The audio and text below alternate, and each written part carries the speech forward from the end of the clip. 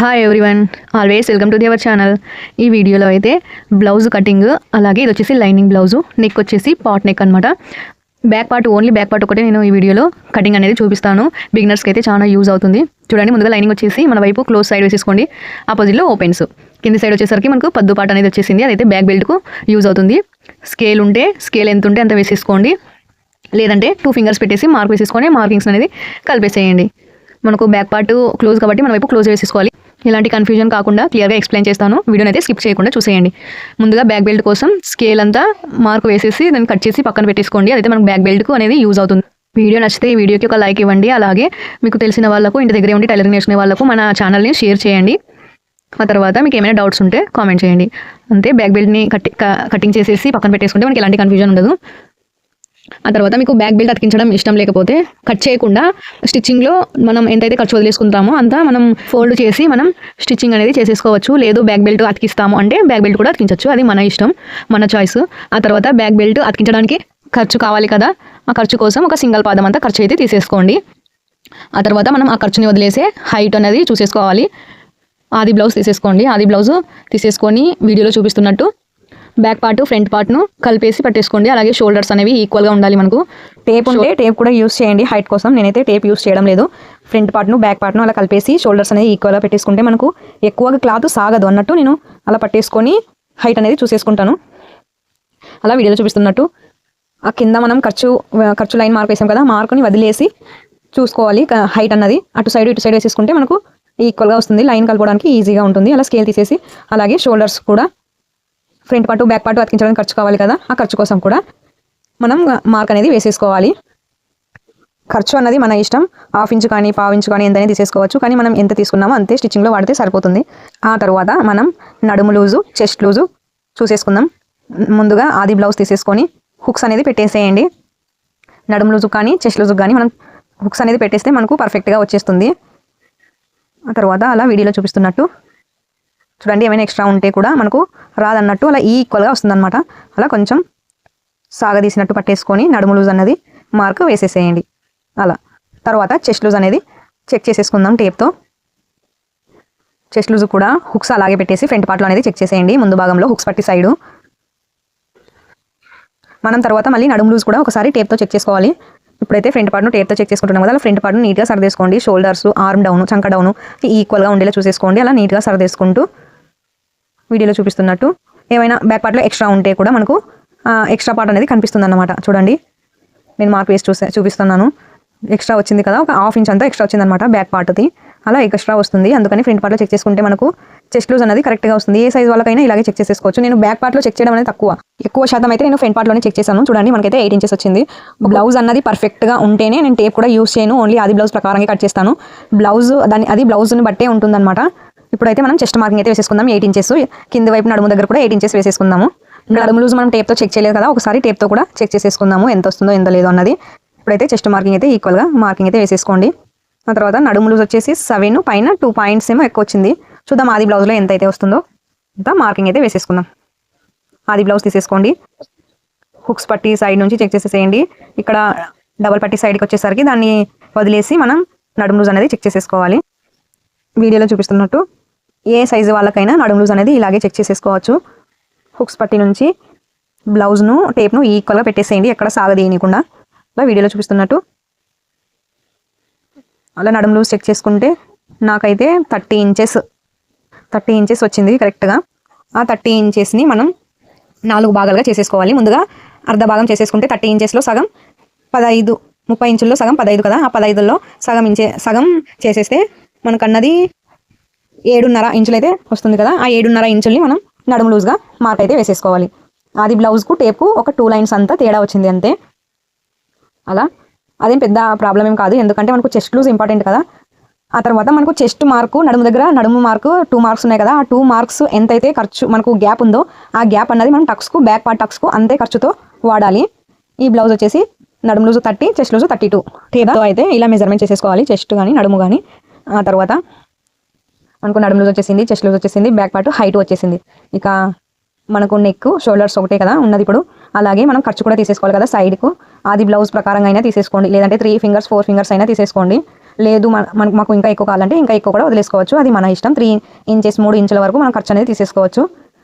ఆ తర్వాత ఇప్పుడు బాక్స్ షేప్ లాగా వేసేసుకున్నారు కదా, ఆ బాక్స్లోనే ఇప్పుడు నెక్ డీపు అలాగే షోల్డర్స్ చంక డౌన్ అంతా మనకు ఆ బాక్స్లోనే వస్తుంది. ఇదైతే కుండ మెడ కదా, బాగా గమనించండి. ఇక్కడ నుంచి ఇప్పుడైతే 32 సైజు బ్లౌజ్ కదా, 32 సైజు బ్లౌజ్ వాళ్ళకి నేనైతే 3 ఫింగర్స్ తీసేసుకుంటాను. నెక్ వచ్చేసి వాళ్ళ పర్సనాలిటీ బట్టి ఉంటుందన్నమాట. 32 సైజు వాళ్ళే కొంచెం సన్నగా ఉన్న వాళ్ళు కూడా ఉంటారు. అలాంటి వాళ్ళకు 2 ఫింగర్స్ పెట్టేసేయండి. పర్సనాలిటీ బాగా ఉంటే 3 ఫింగర్స్ పెట్టేసేయండి. ఆ తర్వాత షోల్డర్స్కి 4 ఫింగర్స్కి మార్క్ వేసేసేయండి. లేదంటే మనకు ఎలాగో ఆది బ్లౌజ్లో షోల్డర్స్ కొలతలు తీసుకోవడానికి ఛాన్స్ ఉంది కదా, అలా ఆది బ్లౌజ్ తీసేసుకొని మనం ఆది బ్లౌజ్ ప్రకారంగా కూడా షోల్డర్స్ అనేది తీసేసుకోవచ్చు. ఎలా తీసుకున్నా ఒకటే మనకు. ఆ తర్వాత నెక్ వచ్చేసింది, షోల్డర్ వచ్చేసింది కదా. ఇప్పుడైతే మనం నెక్ డీప్ అనేది చూసేసుకుందాము. నెక్ డీప్ చూసుకోవడానికి ఇలా ఆది బ్లౌజ్ తీసేసుకోండి. షోల్డర్స్ అన్నది ఈక్వల్గా పెట్టేసేయండి. అలా ఈక్వల్గా పెట్టేసి నెక్ దగ్గర అలా 1 ఫింగర్స్తో పట్టేసుకుంటే మనకు నెక్ డీప్ అనేది వచ్చేస్తుంది. ఆ నెక్ డీప్ అన్నది మనం కింద బ్యాక్ బెల్ట్ ఖర్చు మార్క్ వేసేసాం కదా, ఆ ఖర్చుని వదిలేసి పైనుంచి అలా చూసేసుకుంటే మనకు నెక్ డీప్ అనేది వస్తుంది. అలా అసలు అయింది ఖర్చు కోసం కూడా మార్క్ అయితే వేసేసుకోండి. ఒక 1/2 ఇంచ్ అంతా మార్క్ వేసేసుకోండి. నేనైతే క్లాత్ని తిప్పేద్దాం అనుకుంటున్నాను. నాకు ఎంత సరిపోతుందో అంత నేను ఖర్చుకైతే తీసేసుకున్నాను. ఆ తర్వాత ఇప్పుడు మనం చంక డౌన్ అనేది తీసేసుకోవాలి. బిగినర్స్కి చంక డౌన్ తీసుకోవడమే కొంచెం కన్ఫ్యూజన్గా ఉంటుంది, ఎంత తీసేసుకోవాలి ఎంత లేదు అన్నట్టు. ముందుగా అయితే నెక్ షోల్డర్స్ ఎంతైతే వస్తుందో అంత మార్క్ వేసేసేయండి. తర్వాత అలా వద్దు అనుకుంటే తర్వాత ఆది బ్లౌజ్తో కూడా నేను వీడియోలో చూపిస్తున్నట్టు చంక డౌన్ ఎక్కడికైతే ఉందో అక్కడికి ఒక మార్కు వేసేసి టేప్తో పెట్టి చూసేయండి. షోల్డర్స్ అనేది ఈక్వల్గా పెట్టేసుకొని టేప్తో పెట్టి చూసేస్తే మనకు ఎంతైతే వస్తుందో అంత మార్కు వేసేసేయండి ఇలా లైనింగ్ బ్లౌజ్ మీద. ఒకవేళ మనకు ఎక్కువ తక్కువ వచ్చినా మనం అయితే అడ్జస్ట్ చేసుకోగలం కదా, ఓకే అందాజు మీద అలా చెక్ చేసుకోవడానికి అనమాట. నెక్ షోల్డర్ ఎంతైతే ఉందో అంత కూడా మార్క్ వేసేసుకోవచ్చు స్టార్టింగ్లో. తర్వాత ఆది బ్లౌజ్ ప్రకారం కూడా వేసేసుకోండి. నేనైతే ఒక 1 ఫింగర్ అంతా పెంచేసుకుంటున్నాను, 1/2 ఇంచ్ అంతా. ఎందుకంటే ఇది కుండ మెడ బ్లౌజ్ కదా, ఆ 1/2 ఇంచ్ మనకు ఇక్కడ నెక్ దగ్గర ఖర్చు అవుతుంది. మీరు కన్ఫ్యూజన్ కాకండి, వీడియోని బాగా గమనించండి. ఆ 1/2 ఇంచ్ అనేది నేను నెక్ దగ్గర యూస్ చేస్తాను. ఎలా యూస్ చేస్తాను అనేది మీరు బాగా గమనించండి. ఆ తర్వాత 3 ఫింగర్స్ అలా పెట్టేసేయండి. ఆ 3 ఫింగర్స్ చెస్ట్ లూజ్ అనేది మనకు కలవాలన్నట్టు 3 పాయింట్స్ కలిపేసాం కదా. ఇక మరి ఆర్మ్ డౌన్ ఎంత ఉందో ఎంత లేదో చెక్ చేసుకోవాలి కదా, కరెక్ట్ మ్యాచ్ అవుతుందో లేదో కూడా చెక్ చేసుకోవాలి కదా. ఎక్కువ తక్కువ ఉన్నా మనం అడ్జస్ట్ చేసుకోవచ్చు. చెక్ చేసేసుకుంటే నాకైతే 7 పాయింట్స్ వచ్చింది. ఆర్మ్ డౌన్ 7 పాయింట్స్ వచ్చింది. నేను చెక్ చేసుకుంటే నాకు అయితే 7 పైన 2 పాయింట్స్ ఎక్కువ వచ్చింది కాబట్టి మనం అడ్జస్ట్ చేసేసుకోవచ్చు. చూడండి ఒకసారి చెస్ట్ లూజ్ కూడా చెక్ చేసుకుంటున్నాను. 8 వచ్చింది కదా మనకు చెస్ట్ లూజు, కరెక్ట్గా ఉందో లేదో అని చెక్ చేసుకుంటున్నాను. చెస్ట్ అయితే కరెక్ట్గా పెట్టేసుకున్నాను నేను. ఒకవేళ మనం బ్లౌజ్ హైట్ ఎక్కువ పెట్టేసుకున్నా మనకు ఆర్మ్ డౌన్ మ్యాచ్ కాదు, హైట్ కూడా చెక్ చేసుకోండి. మీరైతే చెస్ట్ లూజ్ కరెక్ట్ ఉన్నా మ్యాచ్ కావడం లేదు అంటే అది హైట్ ప్రాబ్లం కూడా ఉంటుంది, అది కూడా చెక్ చేసుకోండి. ఆ తర్వాత నేను అడ్జస్ట్ చేసేసాను. ఇక్కడ నాకైతే 7 ఇంచెస్ అయితే కరెక్ట్గా వచ్చేసింది. ఇంకా చూడండి జూమ్ చేసి మళ్ళీ చూపిస్తున్నాను. 7 ఇంచెస్ కరెక్ట్గా మ్యాచ్ అయింది. చెస్ట్ లూజ్కు ఆర్మ్ డౌన్కు కరెక్ట్గా మ్యాచ్ అయితే ఓకే, ఇంకా బ్లౌజ్ పర్ఫెక్ట్గా ఉన్నట్టే. ఇంకా ఆ తర్వాత నేను షోల్డర్స్ దగ్గర 1/2 ఇంచ్ పెంచేసుకున్నాను కదా, 1/2 ఇంచ్ ఇక్కడ మనం బోట్కి అనేది యూస్ చేయాలి. వీడియోని స్కిప్ చేయకుండా ఈ నెక్ ఒకటే చూసేసేయండి. ఇక బ్లౌజ్ కటింగ్ అనేది కంప్లీట్ అయిపోతుంది.